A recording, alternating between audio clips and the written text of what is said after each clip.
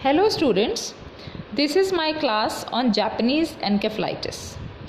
Now Japanese encephalitis is a zoonotic disease of public health importance because of its epidemic potential and high case fatality rate. In patients who survive, complications may lead to lifelong sequelae. Now, why it is named Japanese encephalitis? Because for the first time severe epidemic of this type of encephalitis occurred in Japan in 1924, and at that time it was named as Japanese B encephalitis. And why this alphabet B was there?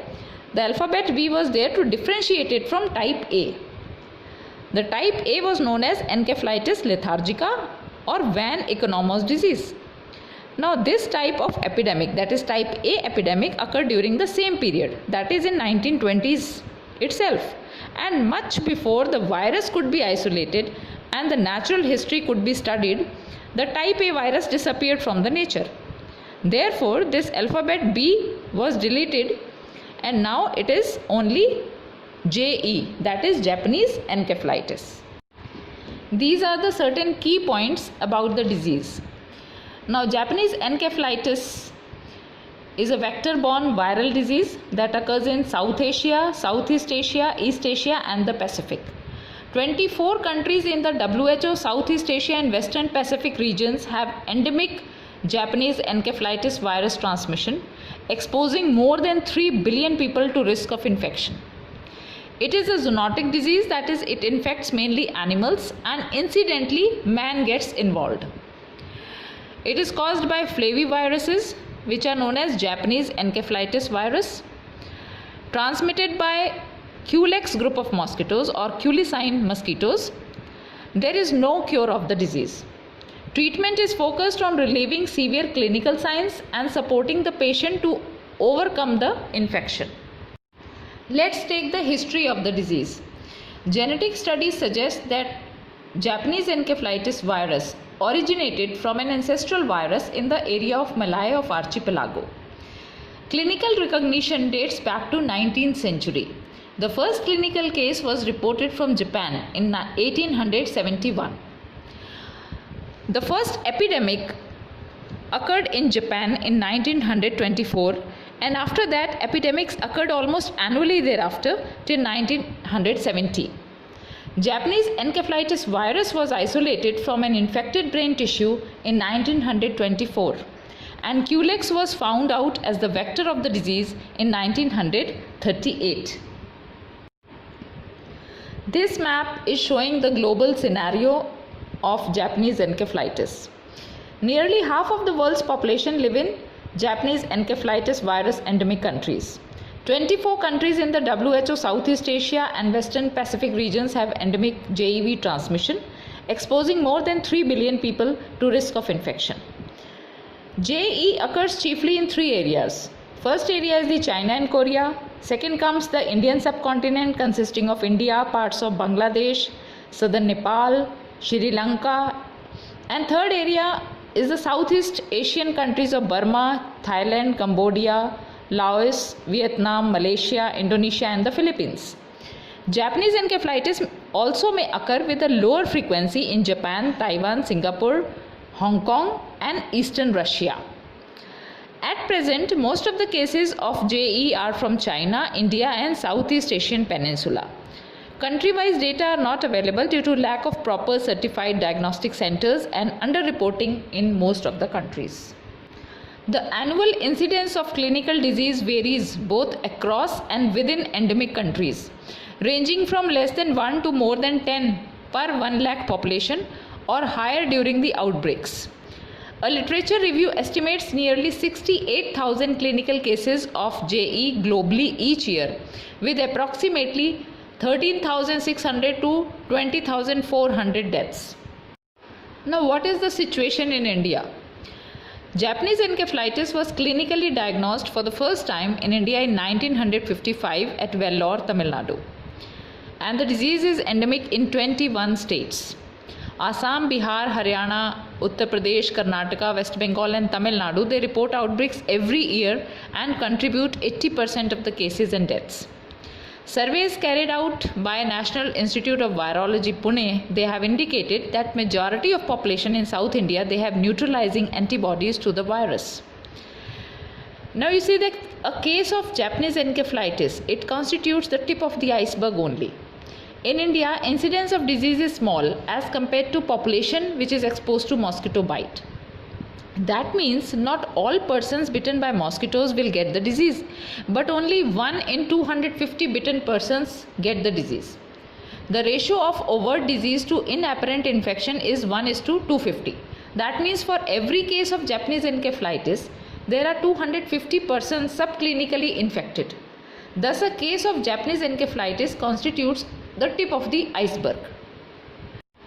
This map is showing the JE burden in India. So you can see the disease is endemic in 268 districts from 21 states. The mainly affected states are Assam, Uttar Pradesh, Odisha, West Bengal, Bihar and Tamil Nadu, and other endemic states include Jharkhand, Karnataka, Andhra Pradesh, Telangana, Goa, Maharashtra, Haryana, Arunachal Pradesh, Manipur, Kerala, Uttarakhand, Meghalaya, Punjab, Tripura and Nagaland.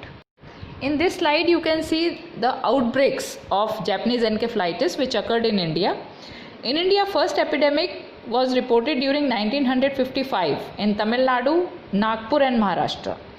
Then during 1958, epidemic occurred in Agra. Then in West Bengal, it occurred in 1973, in Bihar, Assam and Uttar Pradesh during 1980s.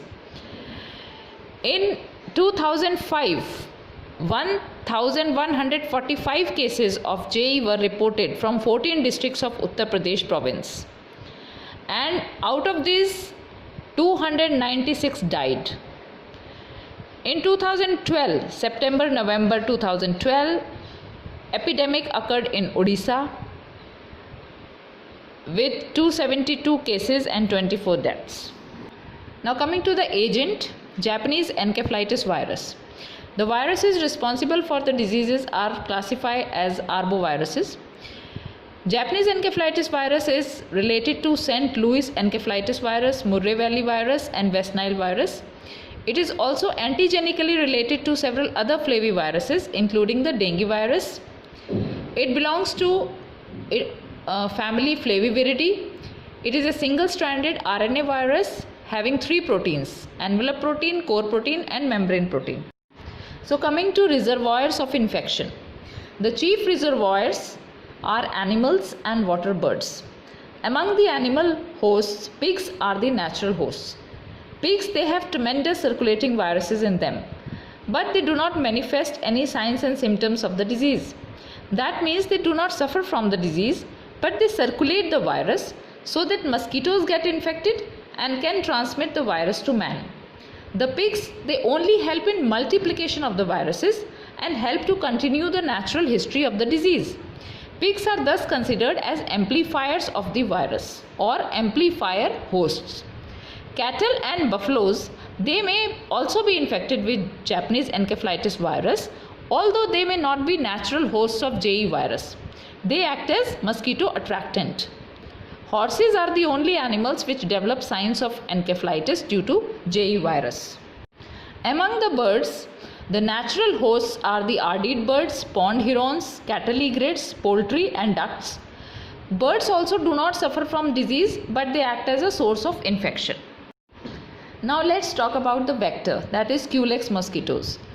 In most of the countries, Culex tritinorhynchus, a rice field breeding mosquito, is the major vector for Japanese encephalitis. Other mosquitoes include Culex annulirostris in Australia, Culex gelidus and Culex fusocephala in India, Malaysia and Thailand, and Culex vishnui in India. Other mosquitoes such as AD and Anopheles, they are also considered vectors for Japanese encephalitis, but the condition is very rare. Culex mosquitoes are zoophilic, they are not anthrophilic. That means they prefer animal blood, not human blood. Only less than 2% mosquitoes they feed on human beings, and hence high density of mosquitoes is needed for human transmission to occur.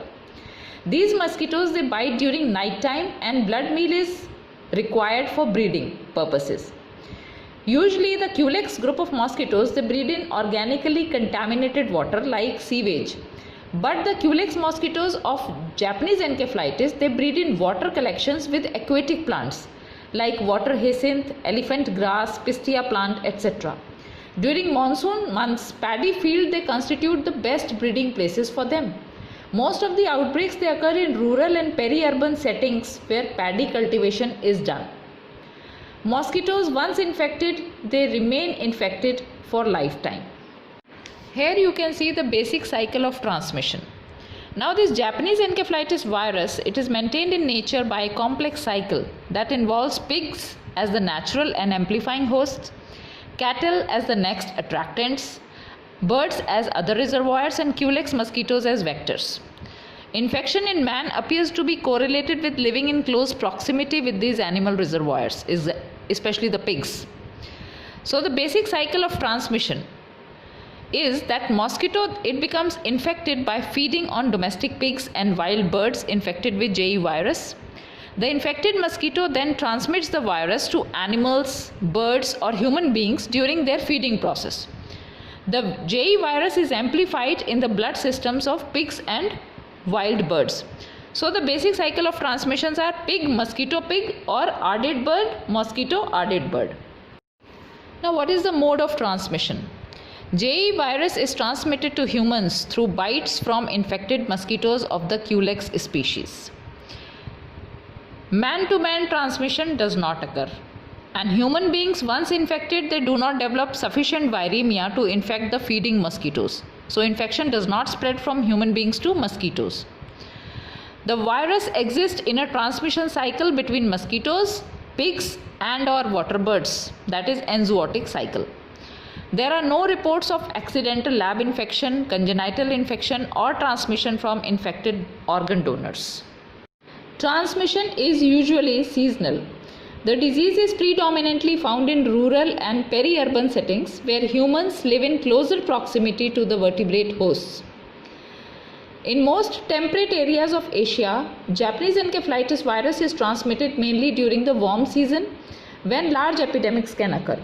In the tropics and subtropics, transmission can occur year-round but often intensifies during the rainy season and pre-harvest period in rice cultivating regions.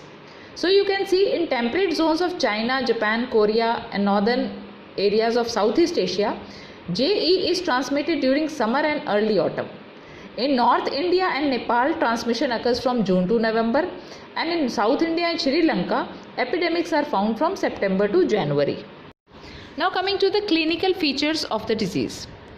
Incubation period of Japanese encephalitis ranges between 5 and 15 days. Most of the infections occur in childhood.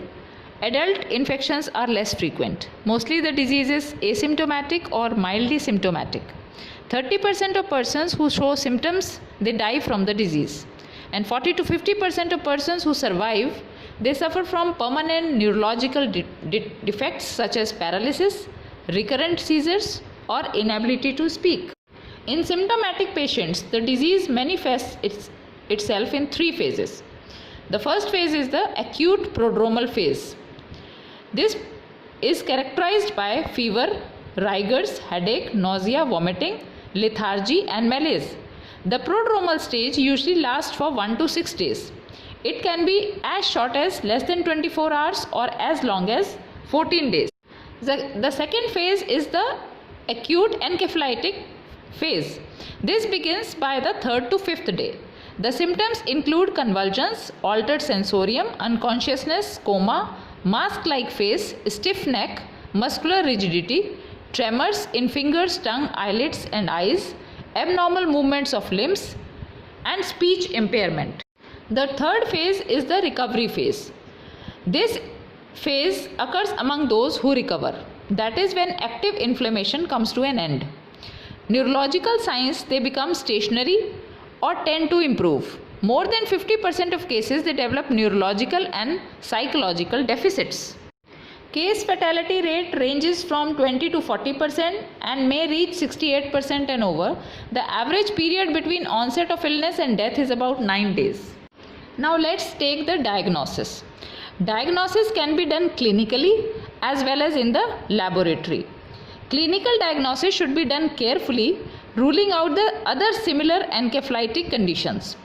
Other similar encephalitic conditions include cerebral malaria, rabies, meningitis, febrile convulsions, Reye syndrome, toxic encephalopathy, etc. A laboratory test is required in order to confirm the Japanese encephalitis virus infection and to rule out other causes of encephalitis. Now, several lab tests they are available for diagnosis, for antibody detection as well as antigen detection, but the IgM capture ELISA is the method of choice provided samples are collected 3 to 5 days after the infection. IgM capture ELISA detects specific IgM in the CSF or blood of almost all patients within 7 days of onset of disease. So WHO recommends testing of Japanese encephalitis virus specific IgM antibody in a single sample of CSF or serum using an IgM capture ELISA. What is the treatment of Japanese encephalitis? I have already told you that there is no treatment available. Treatment is only supportive. So no antiviral treatment is there for patients with Japanese encephalitis. Treatment is supportive to relieve the symptoms and stabilize the patient. Clinical management is only supportive. Fluid and electrolyte balance is must during the acute phase. Seizure management is necessary and airway management is crucial. Now let's take the control measures. The control measures involves two strategies. First is the control of the reservoir. You know that birds and various vertebrate animals like pigs, they act as reservoirs. But practically it is impossible to take care of the reservoirs. But what can be done is pig rearing can be discouraged in areas where rice cultivation is widespread. See, there are 3 risk factors for JE outbreak. First is the high density of Culex mosquitoes. Second, presence of amplifying hosts like pigs. And third is paddy cultivation. So if we discourage pig rearing where rice cultivation is widespread, we can prevent JE outbreak. Now let's take the second strategy, that is control of vectors. Now the vector mosquitoes of JE, they are widely scattered and they cannot be easily controlled. But an effective way to deal with them is to resort to aerial or ground fogging with ultra low volume insecticides like malathion and phenytothrione. All the villages reporting cases, they should be brought under indoor residual spray. The spraying should cover the vegetation around the houses, the breeding sites and animal shelters. The unaffected villages falling within 2 to 3 kilometer radius of the infected villages should also receive spraying as a preventive measure. Villages within the proximity of infected villages should be kept under surveillance. And use of mosquito nets should also be advocated. Now coming to the prevention part, how we can prevent JE. So for prevention, safe and effective JE vaccines are available to prevent the disease. WHO recommends having strong Japanese encephalitis prevention and control activities including JE immunization in all regions where the disease is a recognized public health priority, along with strengthening surveillance and reporting mechanisms. Even if the number of JE confirmed cases is low, vaccination should be considered where there is a suitable environment for JE virus transmission. There is little evidence to support a reduction in JE disease burden from interventions other than the vaccination of human beings. Thus, vaccination of humans should be prioritized over vaccination of pigs and mosquito control measures. There are 4 main types of JE vaccines currently in use. First is the inactivated mouse brain derived vaccine, cell culture based vaccine, live attenuated vaccines and live recombinant or chimeric vaccines. The inactivated mouse brain derived vaccine is now commonly replaced by cell culture based vaccines. A live attenuated vaccine based on the SA1414-2 strain of the JE virus is widely used in China and in an increasing number of countries within the Asian region, including India, the Republic of Korea, Sri Lanka and Thailand. A Vero cell derived inactivated JE vaccine based on the same SA1414-2 strain was approved in 2009 in North America, Australia and various European countries. Another Vero cell derived inactivated JE vaccine was licensed by the Japanese authorities in February 2009, and a similar Japanese encephalitis vaccine was licensed in 2011 also. These two vaccines use the same strain of JE virus as the mouse brain derived vaccine, that is the Beijing 1 strain. Clinical trials have shown that the vaccines are safe and immunogenic, with seroconversion rates exceeding 95%. In addition, a new live attenuated JE yellow fever chimeric vaccine has recently been licensed in Australia and Thailand. A single dose of this chimeric vaccine was found to be safe, highly immunogenic, and capable of inducing long-lasting immunity in both preclinical and clinical trials. Here I will talk about only the live attenuated vaccine that is being presently used in India. It is also called as SA-14-14-2 vaccine. Single dose of the vaccine followed by a single booster after about 1 year. It provides good childhood protection. The first dose of this vaccine is given at 9 months along with measles, and the second dose is given at 16 to 18 months along with the booster of DPT and HIB, that is HIB. This vaccine is available in India and is an integral part of the universal immunization program in 83 endemic districts in Uttar Pradesh, Assam, West Bengal and Karnataka. It is targeting children in the age group of 1 to 15 years. So you should remember that this vaccine is given only in the endemic areas, and the dose of this vaccine is 0.5 ml and the route is subcutaneous.